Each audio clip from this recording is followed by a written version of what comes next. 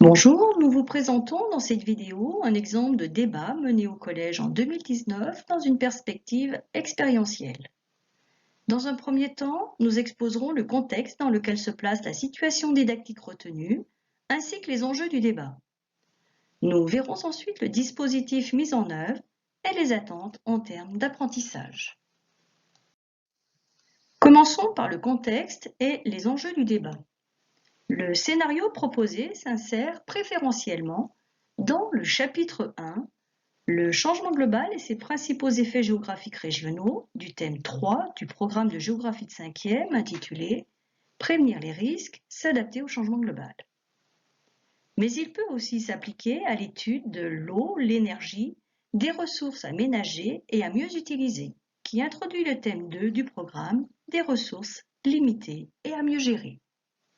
La situation problème soumise aux élèves doit les amener à développer un esprit critique et à argumenter pour conduire un débat. Elle leur permet de comprendre que les questions environnementales soulèvent des enjeux sociétaux dans lesquels ils auront un rôle citoyen à défendre. Enfin, elle doit faciliter la vision systémique du changement global à partir d'un exemple de changement climatique.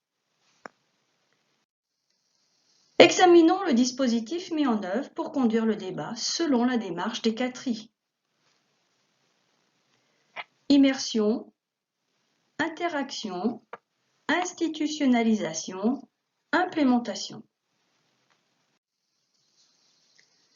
L'immersion débute par un travail d'enquête mené par les élèves sur le vécu des acteurs, familles, voisins, inconnus, touchés ou pas par les mesures de restriction d'eau.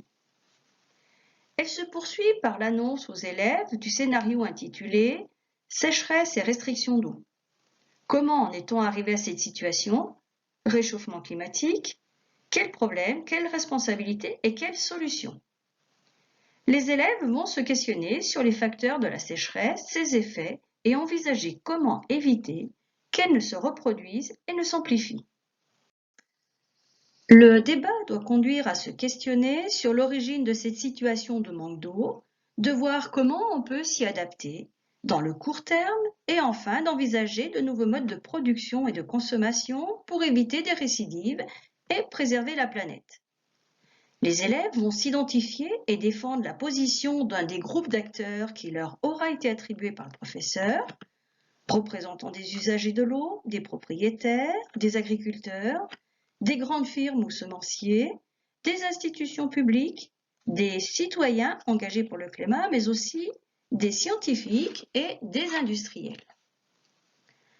Les élèves disposent donc d'un corpus documentaire étoffé que chacun doit lire afin de comprendre la position adverse.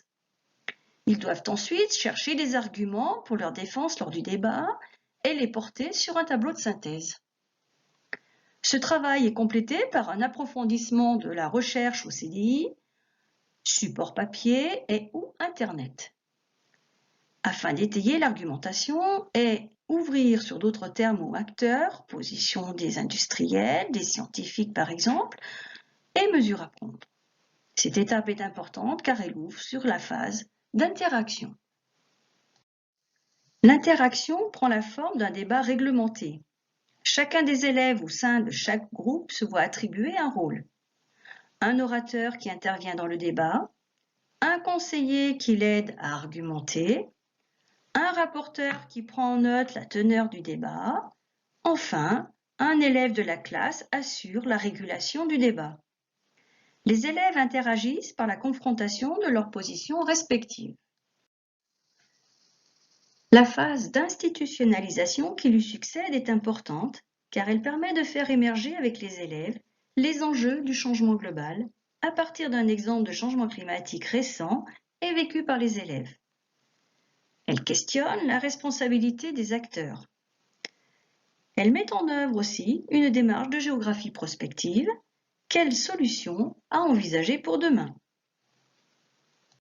Cette phase est l'occasion de construire un schéma heuristique sur le changement global à partir de l'exemple de la sécheresse et des restrictions d'eau. Elle doit aboutir à la production d'un schéma systémique final sur le changement global. Cette démarche de géographie expérientielle doit permettre de surmonter le flou épistémologique de la notion de changement global, réduite au changement climatique, par le biais de l'étude de cas qui introduit son étude. L'enjeu de cette notion est bien d'amener les élèves à se forger une opinion informée sur la question et d'être capables de faire des choix dans un futur proche en matière de prévention ou d'action pour un développement durable. Il s'agit alors d'une application de géographie prospective. Cette approche expérientielle doit aider les élèves à comprendre la complexité du monde qui les entoure. Enfin, la phase d'implémentation. Le débat sert d'étude de cas à l'introduction d'un chapitre du programme de géographie de collège en lien avec le changement global. Par exemple, l'énergie, l'eau, des ressources à aménager et à mieux utiliser. Il doit amener l'élève à comprendre la notion de changement global, à savoir toutes les transformations qui affectent les sociétés et ses effets géographiques régionaux. Cerner la notion dans une approche systémique et interroger la notion d'anthropocène.